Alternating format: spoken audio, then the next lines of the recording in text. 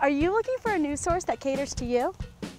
A place to go to find the who, what, when, and where of Spring Hill. Do you want to know what's happening at your school, in your community, and in your world? A place to get what you want to know, but also what you need to know. It's time for you. It's time for Spring Hill. It's time for the Badger Beat.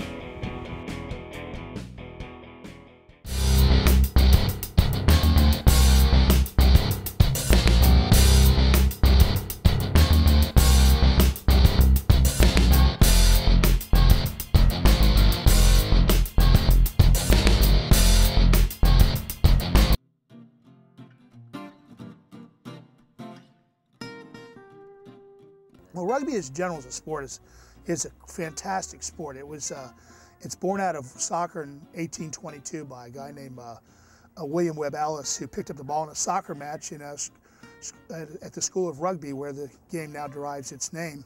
And he started carrying the ball in hand, and that's where the whole sport started. If you don't know the game, you're not going to know much about it from just watching one game.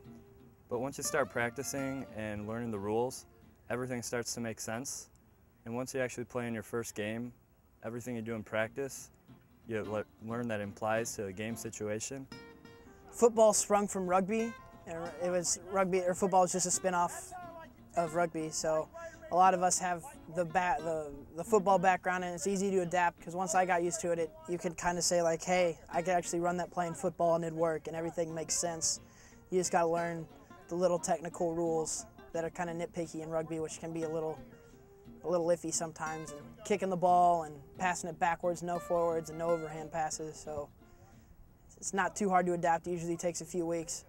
The good thing about rugby is if you don't have a weapon like a helmet, like in American football, you tend to use that helmet as almost a weapon. And right now it's becoming a very serious thing in American football where people are using their helmet as a weapon and a spearing device. With rugby, you're taught not to lead with your head, and you're actually, when you make a tackle, you put your head behind the actual runner so you don't hurt yourself. And you know, you're not going to hit anybody if you don't have protection, and it's subconscious. It's unconscious and subconscious. If you don't have a helmet on, you're not going to go anybody with full speed with your forehead. In rugby, when you tackle somebody, you got to remember that you could get hurt too. If you're tackling somebody at full speed, you're just at much risk tackling them as they are tackling you. And then you have the general respect for the other player, that you don't want to hurt them because they could send somebody right after you the very next play and hurt you. Although rugby is a very physical sport, in a way it's not as violent, but it's very tough, and it demands probably the best fitness besides wrestling and swimming.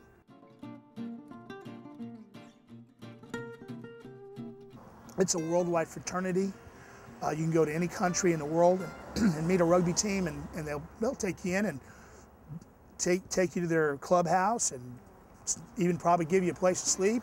I went down and met a rugby player when I was in New Orleans last year, and he offered just to put me up just solely because I played rugby. It is like a fraternity. Everybody here's tight. Everybody will show up down at Zach and Aran's apartment on the weekends and hang out and at least say hi. I like the camaraderie we have. We have a really good camaraderie, good team chemistry.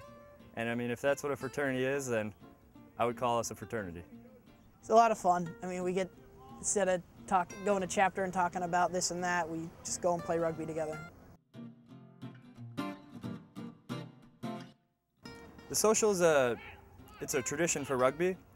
After the game, the home team hosts the away team at I don't know, some location. Usually there's drinking and singing songs, and it's just kind of where you build team chemistry and relationships with the other teams in your league. And it's a great experience. People have like a general respect for people who play rugby, and it kind of carries on and off the field. In the ruck, you can stomp someone's face and get away with it, but you don't do that because it's out of respect for the other player. It's the only sport that I know of, and that I believe there is, that you could go kill each other out on the field and then after the game go to the social and shake that guy's hand. You know, it truly is a gentleman's sport.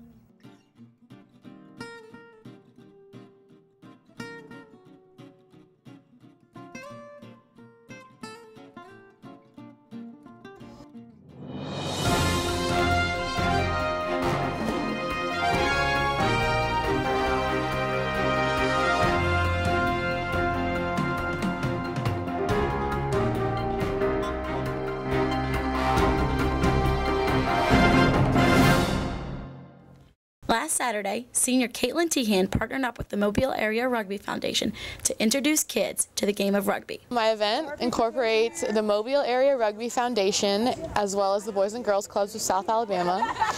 And what we did was we took 3 clubs from Alabama and we took about 25 kids and decided to teach them how to play touch rugby and expose them to something different. They've never experienced anything like this before.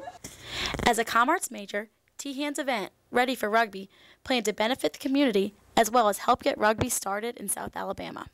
We're trying to integrate rugby as a mainstream sport in Mobile and Baldwin County, and really it's just about getting rugby out there. Growing up with the sport, Tehan has always found a special connection.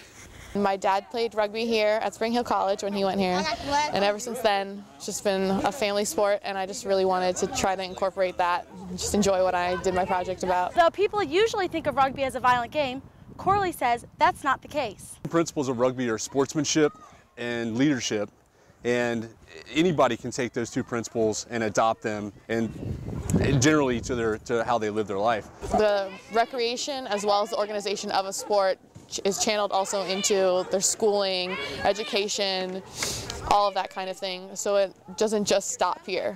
It was just announced that rugby has been adopted as an Olympic sport. It'll be featured in the 2016 games, so there's going to be a lot more interest, a lot more media coverage between now and 2016. We're trying to get out ahead of that. Corley says rugby has a long way to go, but events like this are really helping to pave the way. This is the starting place. This is the starting point for rugby in South Alabama, and it's probably going, hopefully for us, it'll be a model for other areas that don't have any access to rugby. With the Badger Beat, I'm Emily Landrew. There's no doubt that graduating from college is exciting, but once you get that diploma, you are entering into one of the scariest places, the real world. But many Badgers have walked down the avenue before, and many will after. And seniors Anna Bykirk and Evan Lindley have made it easy for Badgers to help out in the transition. It's called Badger Connection, and it's an interactive site that brings students and alumni together on the web.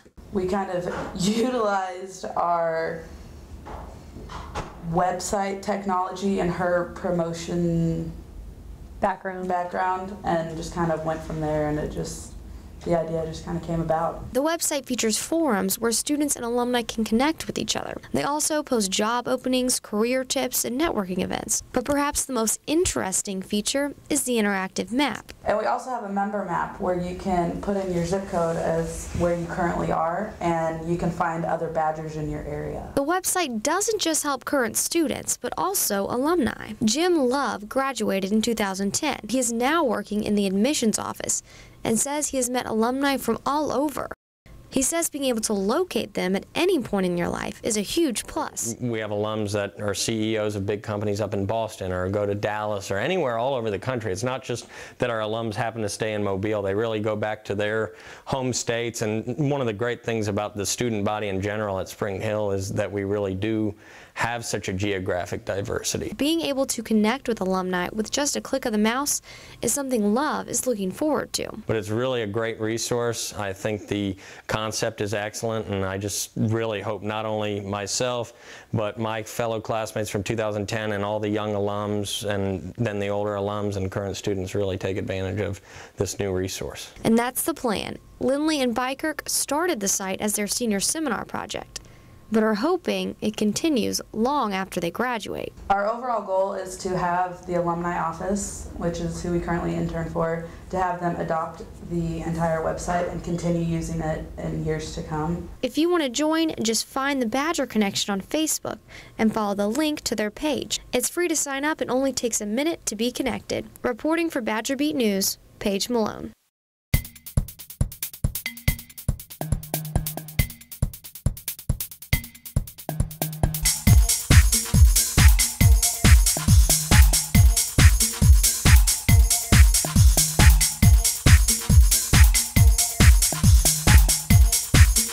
Hey, I'm Emily Landrew. Let's see what's going on with the Hillian this week.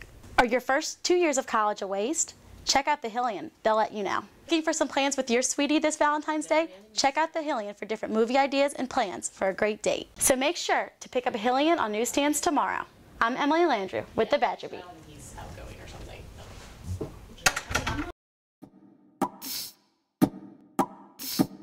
Here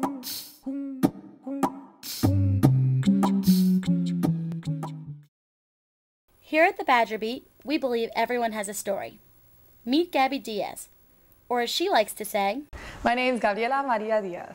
Although some call Miami natives cliquey, Gabby says she's really branched out at SHC. My friends from Miami went to bigger schools and other places, and they don't have friends from New Orleans, and they don't have friends from Texas.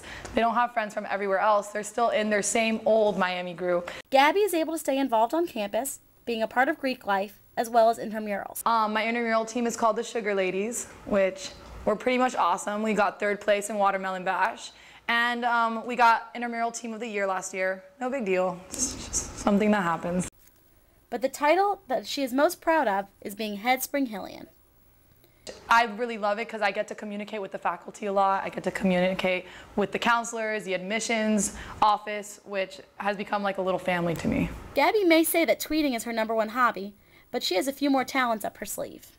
I can dance all night, every day. Want to know how to get to the heart of this tweeting Cuban cutie? Ask me to dance and you'll see how good I move. Want to tell your story? Send us a tweet or Facebook us to be next week's Spring Hill Story.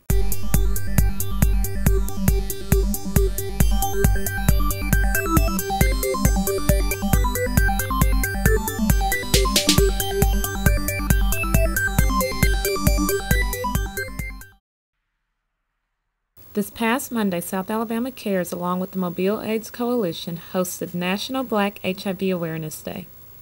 Made up of the Mobile AIDS Coalition, and it's South Alabama Cares, Franklin Primary Health, Mobile County Health Department, and the University of South Alabama Family Specialty Clinic, because we are all the 4 main groups of people who provide HIV services in Mobile County and other counties close by. According to the CDC, African American women are leading the way in new infections of HIV/AIDS in America. As a 21-year-old African American woman myself, I felt it was crucial for me to attend this event.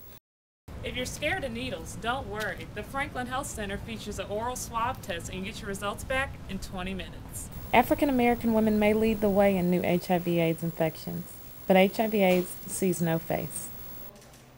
To be working across the street from the Pentagon, and I found out about 2 hours before the planes hit, and it put it in perspective to me when the planes hit.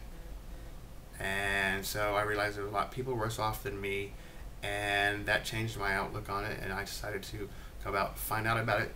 I decided I was going to beat this, or at least live with it, and that's been my outlook ever since then. It's an everybody's disease. Everybody can get it.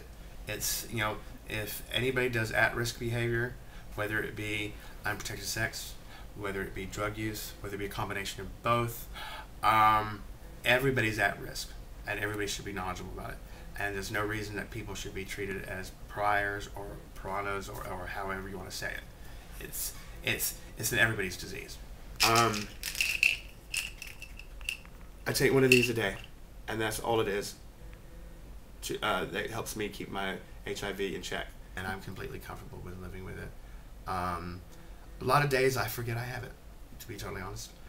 And if I can change one person's mind about HIV, if I can affect one person, then I've accomplished something. For more information on HIV/AIDS, contact Franklin Primary Health Center or your local HIV/AIDS community source. This is Jasmine Williams with Badger Beat Health.